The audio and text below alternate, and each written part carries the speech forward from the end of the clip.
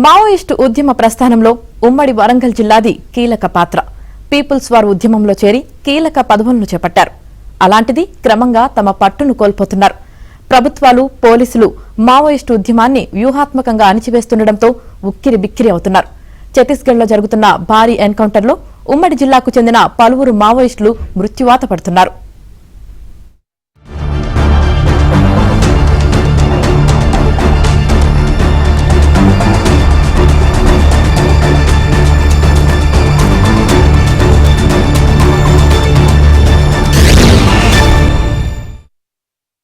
అప్పటి peoples war ఉద్యమం నుంచి నేటి మావోయిస్టు ఉద్యమం వరకు ఉమ్మడి వరంగల్ జిల్లాది కీలక పాత్ర.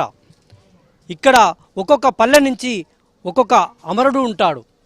అయితే ఎక్కడ ఎన్కౌంటర్ జరిగినా ఉమ్మడి వరంగల్ జిల్లా పేగుబంధం కదలాడుతోంది. ఎక్కడ ఏం జరిగినా ఇక్కడి తల్లుల గుండె వేదన చెప్పుకోలేనిది. ఎందుకు అంతటి ప్రాధాన్యత సంతరించుకుంది ఈ స్టోరీలో చూద్దాం.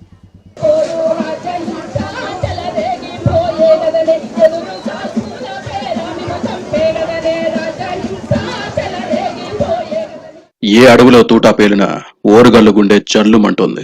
ఏ తల్లికి కడుపు కోత మిగులుతుందోననే ఆందోళన కలిగిస్తోంది. వరంగల్ గడ్డపై పుట్టి ఎర్రజెండా చేతపట్టి అజ్ఞాతం బాట పట్టిన వారంతా ఒక్కొక్కరుగా నేల కొరుగుతున్నారు. గడిచిన 8 మందికి పైగా ఏడాదిలో ఉమ్మడి వరంగల్ జిల్లాకు చెందిన మావోయిస్టులు ఎన్కౌంటర్లో మృత్యువాత పడ్డారు. వారం రోజుల క్రితం తరాలపల్లికి చెందిన మావోయిస్టు అంకేశ్వరపు సారయ్య అలియాస్ సుధాకర్ మృతి చెందగా, తాజాగా ఛత్తీస్గఢ్ లో జరిగిన ఎన్కౌంటర్లో జనగామ జిల్లాకు చెందిన దండకారణ్యం స్పెషల్ జోన్ కమిటీ సభ్యురాలు గుమ్మడివెల్లి రేణుక అలియాస్ సరస్వతి మృతి చెందారు. దీంతో ఓరుగల్లు మావోయిస్టులో భయం మొదలైంది.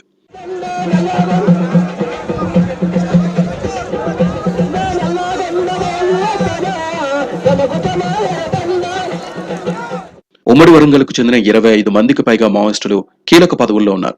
ప్రస్తుత మావోయిస్టు ఉద్యమంలో ఓరుగల్లు నేతలే కీలకంగా మారారు. రాష్ట్ర కార్యదర్శి బడే చొక్కారావు అలియాస్ దామోదర్ సహా ఏఓబి కార్యదర్శి గాజర్ల రవి అలియాస్ ఆజాద్, కేంద్ర కమిటీ సభ్యుడు సాంబయ్య, ఇలా అనేక మంది మావోయిస్టు నేతలు ఉమ్మడి వరంగల్ జిల్లాకు చెందిన వారే ఉన్నారు. ఛత్తీస్గఢ్ దండకారణ్యంలో ఎక్కడ తుపాకీ పేలినా ఓరుగల్లు పల్లెల్లో అలజడి మొదలవుతోంది. ఎక్కడ బస్తర్ జిల్లాలో కానివ్వండి, ఛత్తీస్గఢ్ మొత్తంగా కానివ్వండి, కరీంనగర్ జిల్లా, వరంగల్ జిల్లా, 2 జిల్లాలలో ఎక్కడ చూసినా ఎన్కౌంటర్ అంటేనే ఈ జిల్లాలు జ్ఞాపకం వస్తున్నాయి. ఆ ఎన్కౌంటర్లలో ఈ జిల్లాల వాళ్ళు చనిపోవడం కూడా జరుగుతున్నది. అయితే ఈ ఎన్కౌంటరు ప్రభుత్వాలు ఒక ఫేక్ ఎన్కౌంటర్లుగా పట్టుకొని కాల్ చేసే పద్ధతులలో అనుసరిస్తున్నాయి. కడవెండు నుంచి దాదాపు అనేక మంది అమరవీరులు, ఎర్రంరెడ్డి సంతోష్ రెడ్డి, ఇప్పుడు చనిపోయినటువంటి చైతన్య భాను, ఒక రకంగా మనం చెప్పుకుంటూ పోతే వరంగల్లు జిల్లాలో వేలాది మంది అమరవీరులు త్యాగం చేసి ఈ ఉద్యమాన్ని ముందుకు కొనసాగిస్తూ ఉన్నారు. 1980లో అప్పటి పీపుల్స్ వార్ ఉద్యమంలో చేరిన వారు ఇప్పటికీ తమ స్వస్థలాలకు వచ్చింది లేదు. చిన్నతనంలో ఇంటి నుంచి అజ్ఞాతంలోకి వెళ్లిన వారంతా విగత జీవులుగా మారుతున్నారు. అజ్ఞాతంలో సరైన వైద్యం లేక అనారోగ్యంతో మృత్యువాత పడుతున్న వారు ఉన్నారు. కరోనా కాలంలో మావోయిస్టు ఉద్యమాన్ని భారీగా దెబ్బతీసింది. అనేక మంది వరంగల్కి చెందిన మావోయిస్టులు అనారోగ్యంతో మృత్యువాత పడ్డారు. వారిలో ప్రధానంగా మహబూబాబాద్ జిల్లాకు చెందిన అప్పటి మావోయిస్టు పార్టీ రాష్ట్ర కార్యదర్శి నారాయణ అలియాస్ హరిభూషణ్, కేంద్ర కమిటీ సభ్యులు కత్తి మోహన్ రావు అలియాస్ ప్రకాష్ గుండెపోటుతో మరణించారు. సంతోష్ రెడ్డి చచ్చిపోయాయి, వెంకటరామన్న మరిది చచ్చిపోయాయి, పెద్ద సీనాయ, పెద్ద అదగిరాయ, దొడ్డి కూరయ్య, దొడ్డి కూర ఇది నాకు తెలియదు కానీ ఇక వీళ్ళు అయితే వెంకటరామన్న మా మరిది సొంతం. ఏమనిపించింది, పోవద్దు, ఉండవద్దు, చేయొద్దు, చదువుకోవాలని అన్నాం. అంటే వినలే, వినకపోయిండు, అయిపోయింది. బాధ అనిపిస్తుంది. ఏం లాభం, చదువులు చదివించి ఇంత పెద్దలు చేస్తే పదల కొరకు బాధపడిపోతే పదల చేతుల్లో పోలీసుల చేతుల్లో పోవట్రి. కడుపు కోతే మిగిలింది. మా పిల్లలు ఏమన్నా చేసిర్రు. నిజంగా చెప్పాలంటే ఏంది ఇది?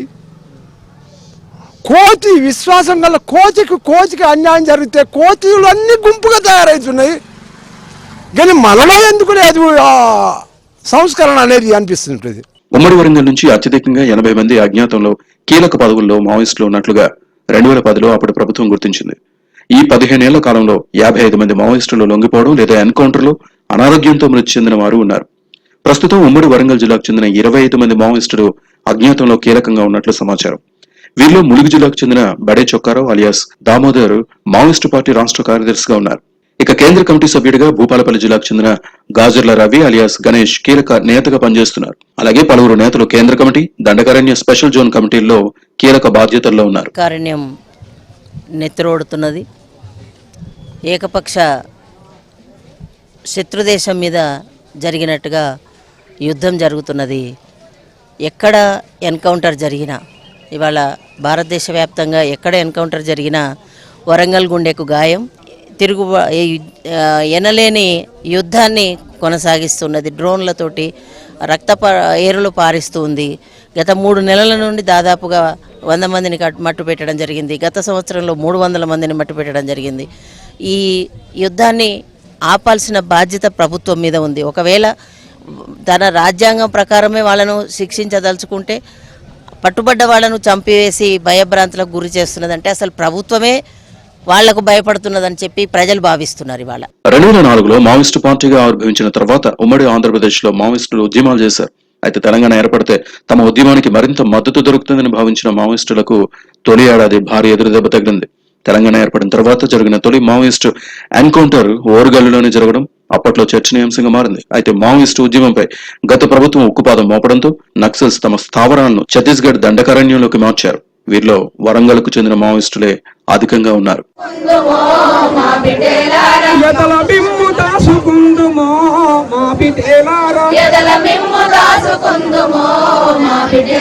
వరంగల్ ఆర్ఈసి కేయూసీలలో విప్లవ పాఠాలుగా ఒక్కొక్కరు అజ్ఞాతం బాటపట్టారు. ఇప్పుడు ఛత్తీస్గఢ్లో జరుగుతున్న మారణ హోమంతో ఒక్కొక్కరు నేలకొరుగుతున్నారు. దీంతో ఉమ్మడి వరంగల్ జిల్లా తల్లడిల్లిపోతుంది. ఎక్కడ తమ బిడ్డ విగత జీవిగా బయటకొస్తారోనని ఇక్కడి పల్లెలు తల్లడిల్లుతున్నాయి. వీడియో జర్నలిస్ట్ జగదీష్తో నవీన్, ఏబిఎన్ ఆంధ్రజ్యోతి.